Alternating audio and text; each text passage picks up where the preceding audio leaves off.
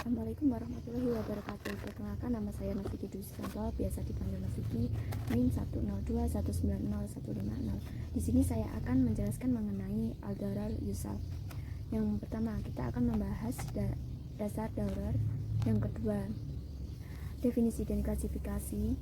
Yang ketiga, mekanisme dan teknis menghilangkan darar. Yang keempat adalah kaidah-kaidah turunan. Dan yang terakhir adalah contoh penerapan kaidah dalam kasus. Langsung saja.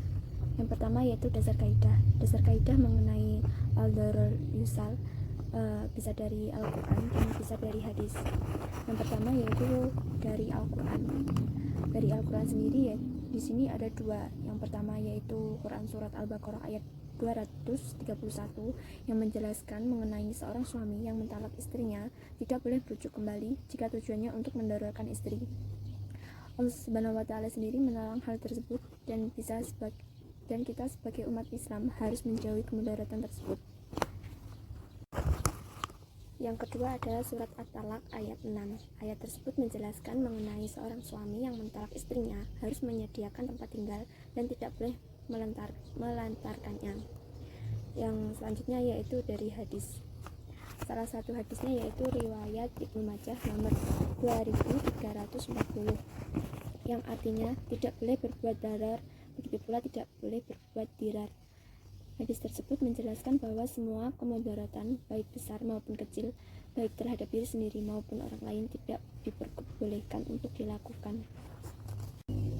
Yang selanjutnya adalah hadis salah satu karya yaitu karya riwayat Ibnu Majah nomor 2340 yang artinya tidak boleh berbuat darar, begitu pula tidak boleh berbuat dirar. Hadis tersebut menjelaskan bahwa semua kemudaratan baik besar maupun kecil, baik untuk diri sendiri maupun orang lain itu tidak diperbolehkan. Yang kedua yaitu tentang definisi dan klasifikasi darar. Secara bahasa, al-darar atau bahaya dalam bentuk diartikan yaitu sebagai kekurangan, kesulitan, dan kemalangan. Sedangkan secara istilah, bahaya adalah suatu kerusakan yang menimpa seseorang. Dalam Islam, kemudaratan sangat dilarang karena menyebabkan timbulnya bahaya baik untuk diri sendiri maupun orang lain.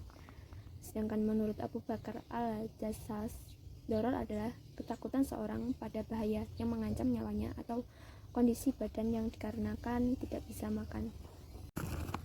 Terdapat 5 tingkatan kedaruratan, yaitu yang pertama darurat, di mana keadaan seseorang yang tidak segera mendapatkan pertolongan diperkirakan bisa mati.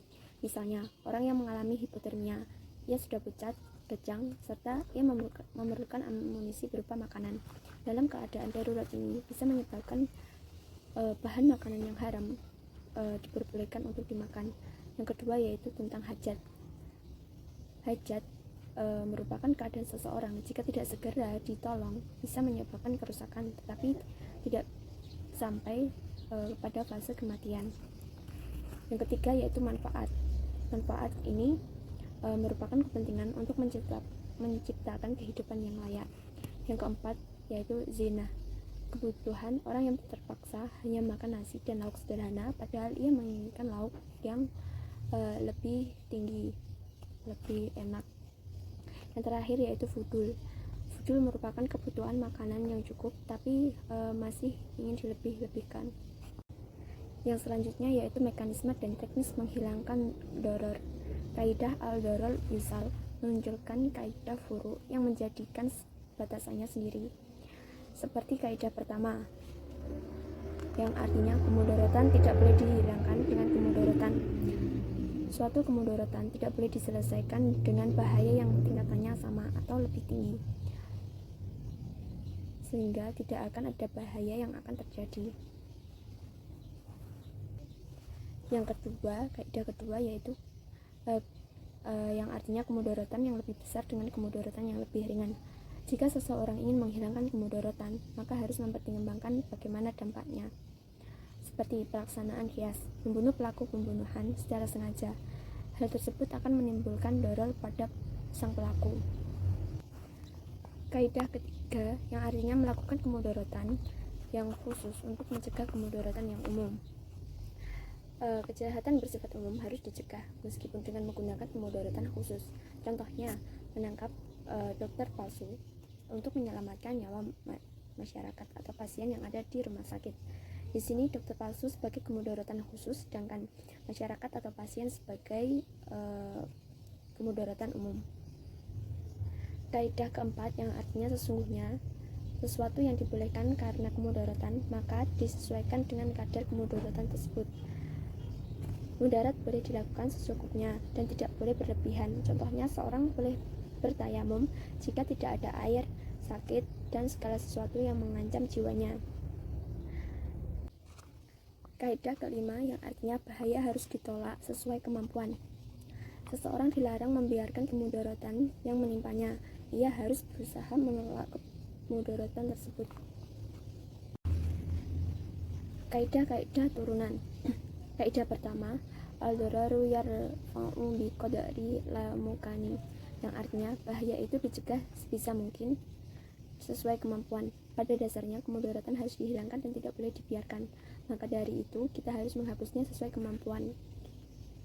Kaidah kedua, al-dararu yuzalu bi mislih, yang artinya suatu bahaya tidak boleh dihilangkan dengan bahaya yang serupa. Tidak boleh menghilangkan suatu bahaya dengan bahaya yang lebih besar, tetapi hanya diperbolehkan menghilangkan suatu bahaya tanpa menimbulkan bahaya yang baru.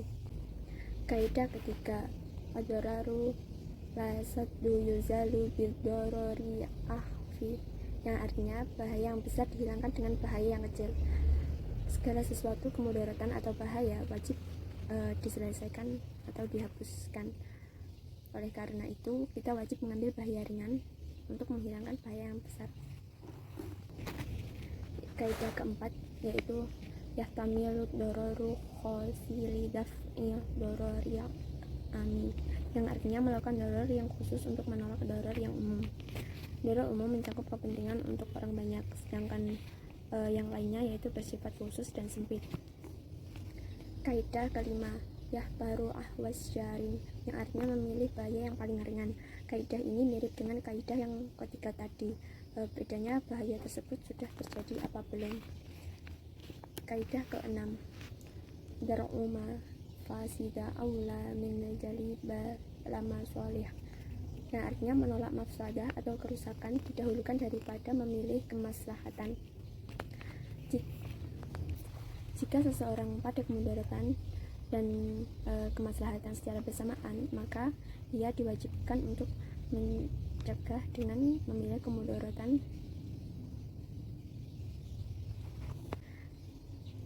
Kaidah ketujuh, al-hajatu tanazalu manazilatul duru rodi'amati wa hasohti, artinya sesuatu kebutuhan penting bisa dianggap atas disamakan dengan kebutuhan darurat, baik kebutuhan penting yang bersifat umum maupun khusus. Kebutuhan umum diberikan hukum darurat berdasarkan kesulitan yang harus ada keringanannya. Kaidah ke-8, al-dararu la yubdilu hati khairi, yang artinya keadaan darurat tidak berarti mencandakan hak orang lain. Meskipun dalam keadaan darurat, kita tidak boleh melanggar hak-hak yang dimiliki orang lain. Kaidah ke-9, al-dararu nitabi'il mahdurati, artinya kondisi darurat memperbolehkan seseorang untuk melakukan sesuatu yang dilanggar. Jika seseorang dalam keadaan benar-benar darurat, kita boleh melakukan hal-hal yang diharamkan. Kaidah ke-10 yaitu al-dararu Kaidah ke-10 yaitu al-dararu roti taqdiru bi qadariha, artinya kondisi darurat yang membolehkan hal yang dilarang itu diukur sesuai kadar kedaruratannya. Dalam melakukan hal haram di kondisi darurat boleh dilakukan hanya untuk menghilangkan kondisi kemudaratannya saja. Contoh penerapan kaidah dalam kasus yang pertama yaitu seseorang membuat jendela rumah, tetapi pembuatan tersebut berpotensi mengganggu tetangganya, karena dengan adanya jendela tersebut kita dapat melihat kamar, dapur, dan lain sebagainya milik tetangga. Hal tersebut tentunya mengganggu tetangga kita, maka jendela tersebut harus ditutup dengan menemboknya atau dengan yang lain. Yang kedua yaitu seseorang dalam ancaman pembunuhan yang dipaksa untuk membunuh orang lain yang tidak bersalah, maka orang dalam ancaman tersebut dilarang melakukan pembunuhan tersebut. Yang ketiga yaitu seseorang mengalami dua bahaya dan salah satu bahayanya lebih besar mudaratnya, maka ia harus memilih bahaya yang lebih ringan untuk mencegah bahaya yang lebih besar. Yang keempat yaitu terdapat pohon yang hampir roboh berada di jalanan yang dikhawatirkan akan mengenai orang yang lewat, maka kita boleh merobohkan pohon tersebut untuk mencegah adanya korban. Yang kelima yaitu terdapat luka pada tubuh yang jika sujud itu akan keluar darahnya, maka boleh sholat tanpa sujud karena ada dua darurat, yaitu meninggalkan sujud dan sholat tapi berhadas. Sholat berhadas lebih besar dalamnya, maka harus ditinggalkan. Yang keenam yaitu hukum sunnah berkumur dan menghisap air ketika berwudu.